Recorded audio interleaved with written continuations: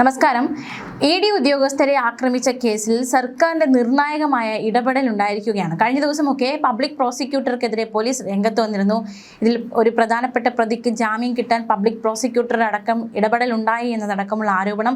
ഇതിന് പിന്നാലെയാണ് public പ്രോസിക്യൂട്ടർക്കെതിരെ police രംഗത്ത് വന്നത്. എന്തായാലും സർക്കാർ പബ്ലിക് പ്രോസിക്യൂട്ടറെ മാറ്റിയിരിക്കുകയാണ്. കേസിൽ പോലീസ് റിപ്പോർട്ടിന് വിരുദ്ധമായി കോടതിയിൽ നിലപാട് സ്വീകരിച്ച തിരുവനന്തപുരം ജില്ലാ പബ്ലിക് പ്രോസിക്യൂട്ടർ ഗീന കുമാരിയാണ് സർക്കാർ സ്ഥാനത്ത് നിന്നും നീക്കിയത്. പകരം സന്തോഷ് കുമാറിനെ കേസിൽ സ്പെഷ്യൽ പബ്ലിക് പ്രോസിക്യൂട്ടറായി നിയമിച്ചു. കേസിലെ 9ാം പ്രതിയായ ഹരീഷിന് ജാമ്യം കിട്ടാൻ പ്രോസിക്യൂട്ടറുടെ നിലപാട് കാരണമായെന്ന വിലയിരുത്തൽ. ഇതിന്റെ അടിസ്ഥാനത്തിലാണ് സർക്കാർ ഇത്തരത്തിലൊരു നടപടി സ്വീകരിച്ചത്. ഹരീഷിന് ജാമ്യം നൽകിയതിനെതിരെ ഹൈക്കോടതിയെ സമർപ്പിക്കുന്ന അപ്പീലിൽ ഗീന കുമാരിയെ എതിർകക്ഷിയാക്കാനുള്ള അസാധാരണ നടപടിയും സർക്കാരിന്റെ ഭാഗത്തു നിന്നുണ്ടായി.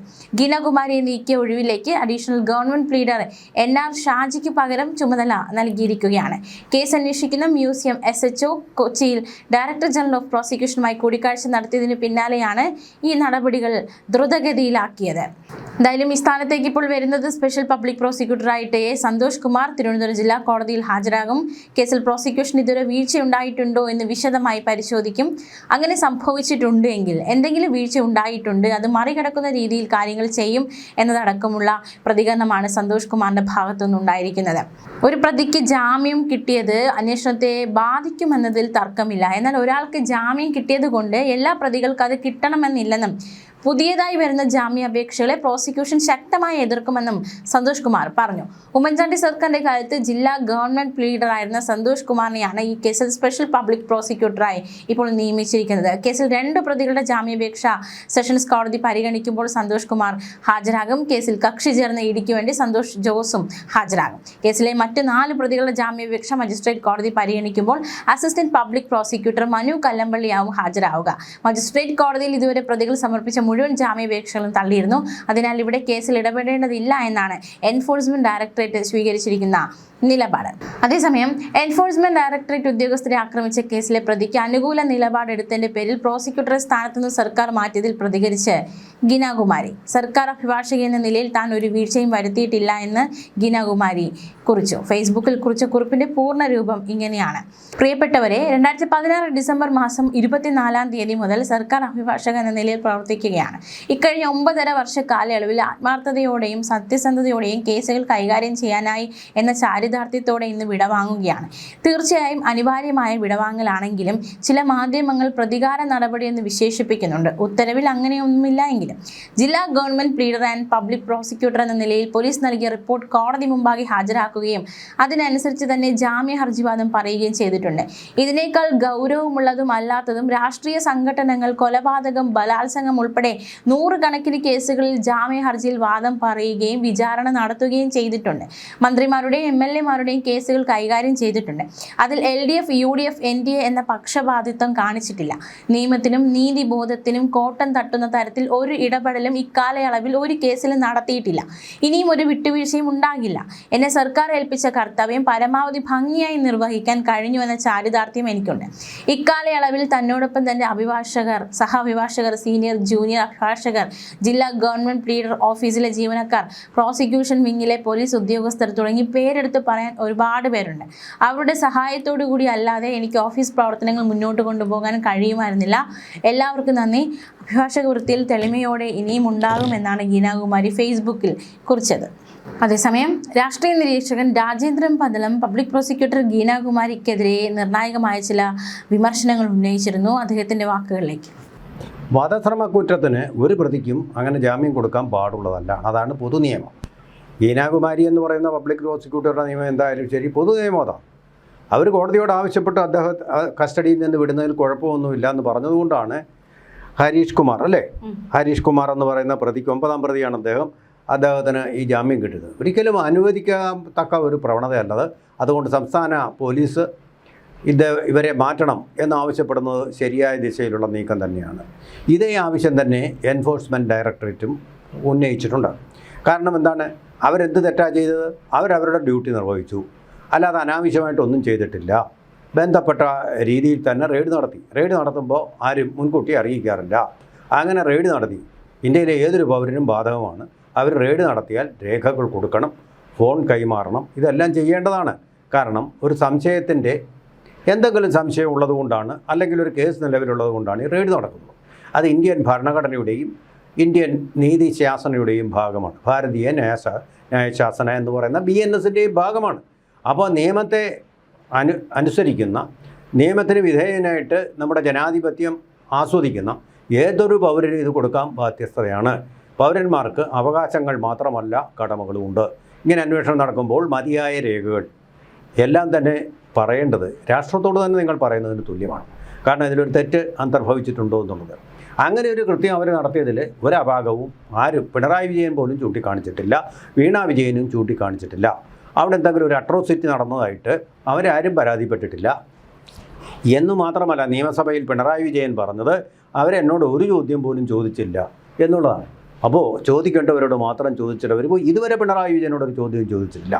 എന്നിരിക്കെ പാർട്ടിയിലെ ഒരു അംഗം പോലും അല്ലാത്ത വീണ വിജയൻ്റെ പേരിൽ ഈ കോലാഹലം പാർട്ടി ഓഫീസിൽ നിന്ന്, പാർട്ടിയുടെ ഏരിയ കമ്മിറ്റി ഓഫീസിൽ നിന്ന് വിളിച്ചു പറഞ്ഞിട്ട്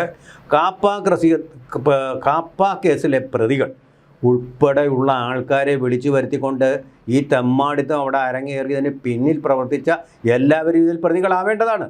ഇപ്പോൾ അത്ര എല്ലാവരെയും ഒന്നും പ്രതികളാക്കിയിട്ടില്ല.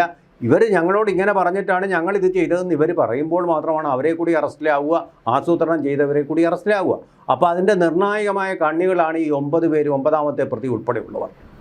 അവരെ അങ്ങ് വിടുക എന്ന് വളരെ ലാഘവത്തോടൊരു പബ്ലിക് പ്രോസിക്യൂട്ടർ പറയുമ്പോൾ ഇതൊരു സമരം നടത്തിയതിൻ്റെയോ ജലവീരങ്കി ചീറ്റിയതിൻ്റെയോ കോളേജിനകത്ത് ആക്രമണം നടത്തിയതിൻ്റെയോ ഒന്നും കേസല്ല. രാഷ്ട്രത്തോട് തെറ്റ് ചെയ്തതിൻ്റെ കാര്യമാണ്. രാഷ്ട്രത്തിന് വേണ്ടിയിട്ട്, നമുക്കെല്ലാം വേണ്ടിയിട്ട് ഇവിടെ നടന്ന ഒരു അഴിമതിയെക്കുറിച്ച്, ഒരു കുംഭകോണത്തെക്കുറിച്ച് അന്വേഷണം നടത്തുകയാണ്. ഈ രാഷ്ട്രത്തിന് വേണ്ടി, അവരുടെ വീട്ടിലേക്ക് എന്തെങ്കിലും സമ്പാദിക്കാൻ വേണ്ടി ചെയ്യുന്ന കാര്യമല്ല. അപ്പോൾ രാഷ്ട്രത്തോട് ചെയ്തൊരു തെറ്റാണ് ഈ ആൾക്കൂട്ടം കൂടിക്കൊണ്ട് കാറിന് പരിക്കേൽപ്പിച്ചത്. On duty for enforcement directorate എന്ന് എഴുതി വെച്ചിരിക്കുന്ന കാർ, ചുവന്ന ബോർഡിൽ എഴുതി വെച്ചിരിക്കുന്ന കാർ, അത് ഈ രാജ്യത്തിൻ്റെ പൊതുസ്വത്താണ്. പൊതുമുതൽ നശിപ്പിക്കലാണ് അത് ചെയ്തത്. കാരണം ഡ്രൈവറും കാറും ഒക്കെ ശരിയാണ്, സ്വകാര്യമാണ്. പക്ഷേ അവർക്കുണ്ടാകുന്ന നഷ്ടം നികത്തേണ്ടത് അത് ഓൺ ഡ്യൂട്ടി ആയിട്ട് ഹയർ ചെയ്ത എൻഫോഴ്സ്മെൻറ്റ് ഡയറക്ടറേറ്റ്, ശരിക്കും പറഞ്ഞാൽ കേന്ദ്ര ഗവൺമെൻറ്, നമ്മുടെ ഗവൺമെൻറ്റാണ് ചെയ്യേണ്ടത്. എന്ന് പറഞ്ഞാൽ നമ്മൾ, ഗവൺമെൻറ് എന്ന് പറഞ്ഞാൽ നമ്മളിൽ നിന്ന് വേറിട്ടൊരു സാധനമൊന്നുമല്ല, നമ്മളെല്ലാം കൂടെ ചേരുന്നതാണ് ഈ ഗവൺമെൻറ്. ജനങ്ങൾ തന്നെയാണ് പരമാധികാരികൾ. ആ പരമാധികാരികളായിട്ടുള്ള ജനങ്ങളോട് ചെയ്ത ഒരു ക്രൂരമായ കുറ്റകൃത്യമാണ്. അതിലൊക്കെ ഇങ്ങനെ ജാമ്യത്തിൽ വിടുന്നതിന് കുഴപ്പമൊന്നുമില്ല എന്ന് പറഞ്ഞാൽ അത് ശരിയായ ഒരു പ്രോസിക്യൂഷൻ നടപടി അല്ല എന്നുള്ളത് വ്യക്തമാണ്. അപ്പോൾ കേരള പോലീസിന് ഇത് ആവശ്യപ്പെട്ടേ വിട്ടു. അതുകൊണ്ട് തന്നെയാണ് 9ാം പ്രതി പോയത്. 9ാം പ്രതി പോയപ്പോൾ ഈ കേസ് ദുർബലമാവുകയാണ് ചെയ്യുക. കാരണം ഇത്രയേ ഉള്ളൂ ഈ കേസെന്നുള്ള ഒരു ധാരണ ജനങ്ങളിൽ ഉണ്ടാക്കും. നീതി നടപ്പാക്കിയെന്ന് നീതി നടപ്പാക്കുക മാത്രമല്ല, നീതി നടപ്പാക്കി എന്നുള്ള ബോധ്യം ജനങ്ങളിൽ ഉണ്ടാക്കുകയും വേണം. അത് വളരെ പരമപ്രധാനമാണ്. ആ ഒരു ആംഗിളിലും ആ ഒരു പഴുതിലും ഈ പ്രോസിക്യൂട്ടർ പരാജയപ്പെട്ട പ്രോസിക്യൂട്ടർ തൽസ്ഥാനത്ത് നിന്ന് മാറണം. പബ്ലിക് പ്രോസിക്യൂട്ടർ ഗീനാകുമാരിയെ മാറ്റണം എന്നുള്ളത് വളരെ ശക്തവും വ്യക്തവുമായിട്ടുള്ള ആവശ്യമാണ്. കാരണം കേസിൽ, പ്രോസിക്യൂഷനിൽ വെള്ളം ചേർക്കുകയാണ് ചെയ്തിരിക്കുന്നത്. ആ വെള്ളം ചേർക്കൽ എന്ന് പറയുന്നത് നമ്മുടെ രാഷ്ട്രത്തോട് ചെയ്യുന്ന, നമ്മുടെ നിയമസംഹിത, ഭാരതീയ ന്യായ ശാസനയിൽ ചേർക്കുന്ന വെള്ളമാണ്. അങ്ങനെയൊക്കെ വെള്ളം ചേർത്ത് കഴിഞ്ഞാൽ കുറ്റവാളികൾ ശിക്ഷിക്കപ്പെടാതെ പോകും. തെറ്റുകൾ ആരും വീണ്ടും വീണ്ടും ചെയ്യാൻ പ്രേരിതരായി പോകും. അവിടെ രാഷ്ട്രീയം നമുക്ക് നോക്കാൻ പാടില്ല. നിങ്ങൾ ഏത് രാഷ്ട്രീയ പാർട്ടിയിൽപ്പെട്ട ആളാകാം, SFIയിൽ പ്രവർത്തിച്ചിരുന്ന ആളാകാം, ഏത് പാർട്ടിയിലും പ്രവർത്തിച്ചിരുന്ന ആളാകാം. അതൊക്കെ വേറെയാണ്. അത് മാറ്റി വയ്ക്കുക. അതിനുള്ള സ്വാതന്ത്ര്യം നിങ്ങൾക്കുണ്ട്. പക്ഷേ ആ രാഷ്ട്രീയം നിങ്ങളുടെ പ്രൊഫഷണലായിട്ടുള്ള പ്രോസിക്യൂഷൻ ലെവലിലുള്ള പ്രൊസീഡിങ്സിനെ ഒരു തരത്തിലും ബാധിക്കാൻ പാടില്ല. അപ്പോൾ അത് ശരിയായിട്ടുള്ള തീരുമാനമാണ് കേരള പോലീസ്, പ്രൊഫഷണലായിട്ടുള്ള തീരുമാനമാണ് എടുത്തിരിക്കുന്നത്. EDയും അത് തന്നെയാണ് എടുത്തിരിക്കുന്നത്. അതിൻ്റെ ചോദ്യം ചെയ്യലൊക്കെ വളരെ, ഇപ്പം EDക്ക് എന്താ വട്ടുണ്ടോ അവിടെ വന്നിട്ട് കേരളത്തിൻ്റെ മുഖ്യമന്ത്രിയുടെ മകളെ ചോദ്യം ചെയ്യാൻ? പ്രമാദമായ കേസ് നിലവിലുണ്ടെന്നേ, കോടിക്കണക്കിന് രൂപയുടെ.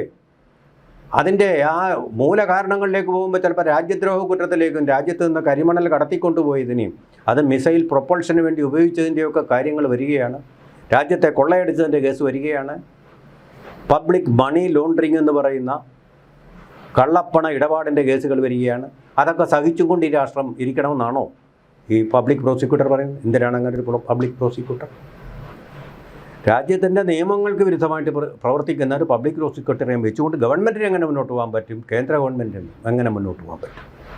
അത് ഓരോ തരത്തിലും അതൊരു അൺപ്രൊഫഷണലിസം മാത്രമല്ല, അത് നിയമത്തിൻ്റേതായിട്ടുള്ള ഒരു അഴിമതി, അപാകം, അനോമലി സൃഷ്ടിക്കുകയാണ്. അങ്ങനെ അനോമലികളുമായിട്ടൊരു രാഷ്ട്രത്തിന് മുന്നോട്ട് പോകാൻ പറ്റില്ല, അതിൻ്റെ പുരോഗതിയെ തടസ്സപ്പെടുത്തുന്നതാണത്. അതുതന്നെയാണ് ഇതിൻ്റെ പ്രധാനപ്പെട്ട കാരണം. അങ്ങനെ ലാഘവത്തോട് കാണാൻ പറ്റുന്ന ഒരു വിഷയമല്ല. ഇതിനകത്ത് എന്താ പ്രതികൾക്ക് എന്താ ജാമ്യം കൊടുക്കാതിരുന്നത്? ആദ്യം ജാമ്യത്തിന് അപേക്ഷിച്ചു, മുൻകൂർ ജാമ്യത്തിന് അപേക്ഷിച്ചു, എന്താ കൊടുക്കാതിരുന്നത്? തെറ്റ്. കാരണം അത്രമാത്രം ഗൗരവമുള്ളൊരു കേസാണ് ഇതിനകത്ത് ഇൻവോൾവ് ചെയ്തിരിക്കുന്നത്. സിവിൽ ഉദ്യോഗസ്ഥരെ അവരുടെ ഡ്യൂട്ടിക്കിടയിൽ തടയുക എന്ന് പറഞ്ഞാൽ വലിയൊരു കുറ്റം തന്നെയാണ്. ആ സിവിലിയൻസ് എല്ലാം കൂടെ ചേരുന്ന ഗവൺമെൻറ്റിനെതിരെ നടത്തുന്ന ഒരു അതിക്രമമാണ്, കുറ്റകൃത്യമാണ്.